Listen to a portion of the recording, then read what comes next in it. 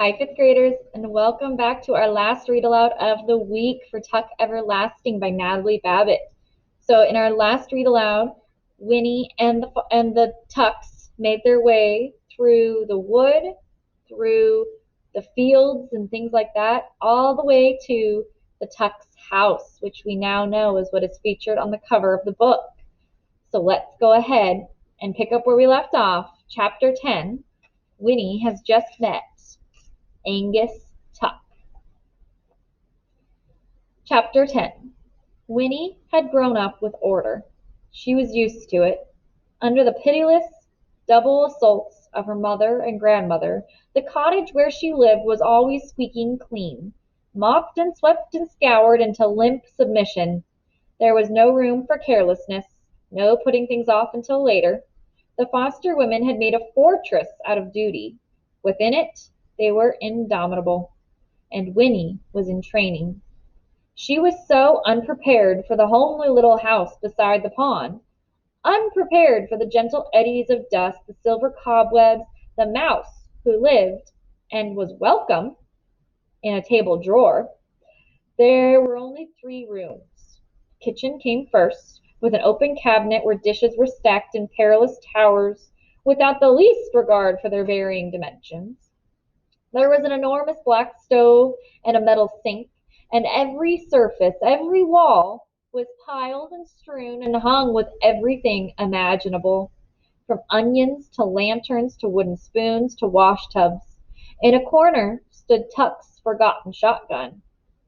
The parlor came next, where the furniture, loose and sloping with age, was set about helter-skelter. An ancient green plush sofa lolled alone in the center, like yet another mossy fallen log, facing a soot-streaked fireplace still deep in last winter's ashes. The table with the drawer that housed the mouse was pushed off, also alone, into a far corner, and 3 armchairs and an elderly rocker stood about aimlessly, like strangers at a party, ignoring each other. Beyond this was the bedroom, where a vast and tipsy brass bed took up most of the space. But there was room beside it for the washstand with the lonely mirror, and opposite its foot a cavernous oak wardrobe from which leaked the faint smell of camphor. Up a steep flight of narrow stairs was a dusty loft. "That's where the boys sleep when they're home," May explained. And that was all. And yet it was not quite all, for there was everywhere evidence of their activities, May's and Tuck's, that is. Her sewing, patches and scraps of bright cloth, half-completed quilts and braided rugs, a bag of cotton batting with wisps of its contents, like snow, drifting into cracks and corners. The arms of the sofa webbed with strands of thread and dangerous with needles. His wood carvings, curly shavings furring the floor, and little heaps of splinters and chips, every surface dim with the sawdust of countless sandings, limbs of unassembled dolls and wooden soldiers, a ship model propped on the mouse's table, waiting for its glue to dry, and a stack of wooden bowls, their sides smoothed to velvet. The topmost bowl filled with a jumble of big wooden spoons and forks, like dry, bleached bones. "We make things to sell," said May, surveying the mess approvingly. And still this was not all, for on the old beamed ceiling of the parlor, streaks of light swam and danced and wavered in it like a bright mirage, reflected through the windows from the sunlit surface of the pond. There were bowls of daisies everywhere, white and yellow, and over everything was the clean, sweet smell of the water and its weeds, the chatter of a swooping kingfisher, the carol and trill of a dozen other kinds of birds, and occasionally the thrilling bass note of an unastonished bullfrog at ease somewhere along its muddy banks. Into it all came Winnie, eyes wide and very much amazed. It was a whole new idea to her that people could live in such disarray, but at the same time she was charmed. It was Comfortable? Climbing behind May up the stairs to see the loft, she thought to herself, maybe it's because they think they have forever to clean it up. And this was followed by another thought, far more revolutionary. Maybe they just don't care. The boys don't be home very much, said May as they came up into the half light of the loft. But when they are here, their bed is up here. There's plenty of room. The loft was cluttered too, with all kinds of odds and ends, but there were two mattresses rolled out on the floor, and fresh sheets and blankets were folded almost neatly on each, waiting to be spread. Where do they go when they're away? Asked Winnie. What do they do? Oh, said May, they go different places, do different things. They work at what jobs they can get. They do then they try to bring home some of their money. Miles can do carpentering, and he's a pretty fair blacksmith. Jesse, now, he don't ever seem too settled in himself. Of course, he's young. She stopped and smiled. That sounds funny, doesn't it? Still true, just the same. So Jesse, he does what strikes him at the moment, working in the fields or in the saloons, things like that, whatever he comes across. But they can't stay in any one place for too long, you know. None of us can. People get to wondering. She sighed. We've been in this house about as long as we dare, going on 20 years. It's a right nice place. Tuck's got so's he's real attached to it now. Then, too, it's off by itself, plenty of fish in the pond, not too far from the towns around. When we need things, we go sometimes to one, sometimes to the next. Some people don't come to notice us much, and we sell where we can. But I guess we'll be moving on one of these days. It's just about time. It sounded rather sad to Winnie, never to belong anywhere. It's too bad, she said, glancing shyly at May. Always moving around and never having any friends or anything. But May shrugged off this observation. Tuck and me, we got each other, she said, and that's a lot. The boys, now, they go their separate ways. There's some different. Don't always get on too good. But they come home whenever the spirit moves, and every 10 years, first week of August, they meet at the spring and come home together, so's we can be a family again for a little while. That's why we was there this morning. One way or another, it all works out. She folded her arms and nodded, more to herself than Winnie. Life's got to be lived, no matter how long or short, she said calmly. You got to take what comes. We just go along fine, like everybody else, one day at a time. Funny, we don't feel no different. Leastways, I don't. Sometimes I forget about what's happened to us, forget it altogether. And then sometimes it comes over me, and I wonder why it happened to us. We're plain as salt, us Tucks. We don't deserve no blessings, if it is a blessing. And likewise, I don't see how we deserve to be cursed if it is a curse. Still, there's no use trying to figure why things fall the way they do. Things just are, and fussing don't bring changes. Tuck, now, he's got a few other ideas, but I expect he'll tell you. There, the boys are in from the pond.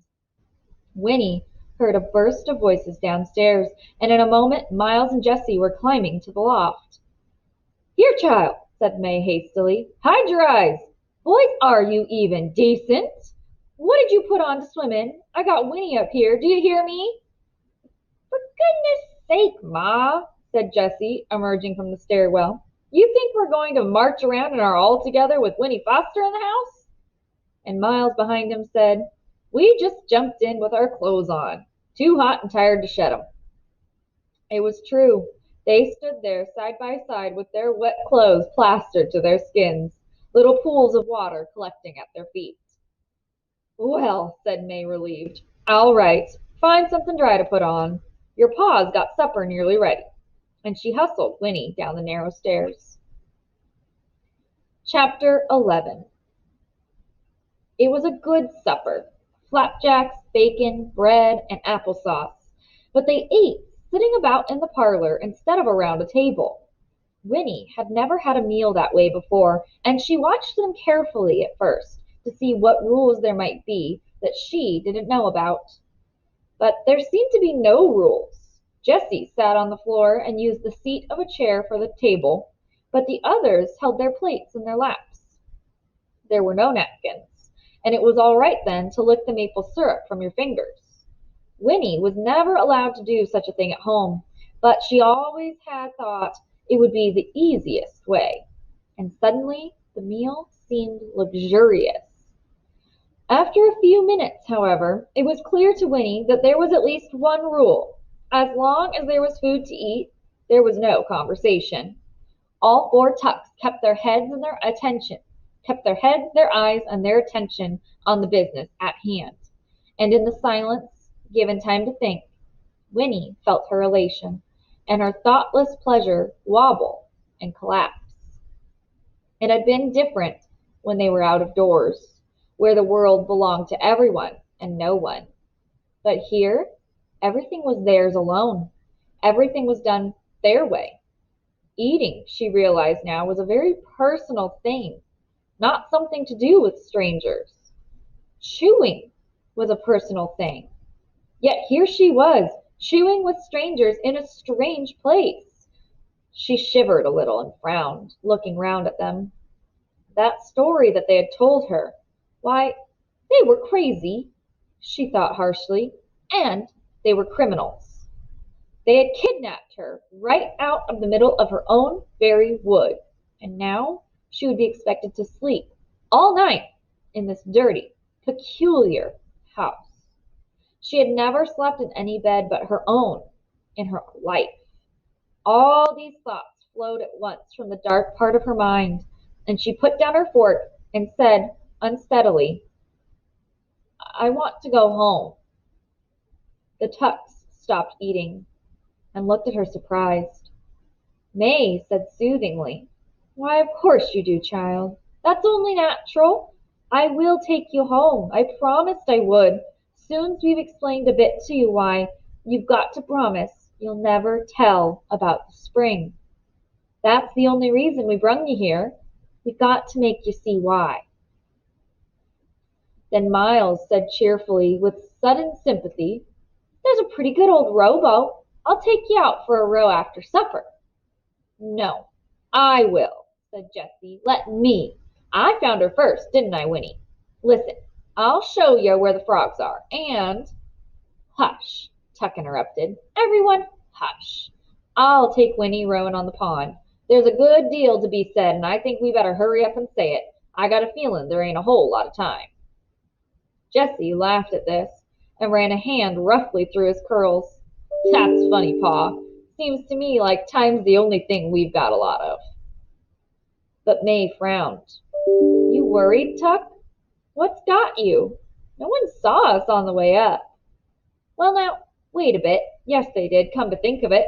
There was a man on the road just outside a tree gap. But he didn't say nothing." He knows me, though," said Winnie. She had forgotten, too, about the man in the yellow suit. And now, thinking of him, she felt a surge of relief. "He'll tell my father he saw me." "He knows you?" said May, her frown deepening. "But you didn't call out to him, child. Why not?" "I was too scared to do anything," said Winnie, honestly. Tuck shook his head. "I never thought we'd come to the place where we'd be scaring children," he said. "I guess there's no way to make it up to you, Winnie, but I'm sure most awful sorry it had to happen like that. Who was this man you saw?" "I don't know his name," she said, "but he's a pretty nice man, I guess. In fact, he seemed supremely nice to her now, a kind of savior." And then she added, "He came to our house last night, but he didn't go inside." "Well, that don't sound too serious, Pa," said Miles. "Just some stranger passing by." "Just the same, we got to get you home again, Winnie," said Tuck, standing up decisively. "We got to get you home just as fast as we can. I got a feeling this whole thing is going to come apart like wet bread. But first, we've got to talk, and the pond's the best place. The pond's got answers. Come along, child. Let's go out on the water." And that's the end of our read aloud for today. So we are now on chapter 12 of Tuck Everlasting, and Tuck and Winnie are about to head out on the pond and have a serious chat about that spring in the wood.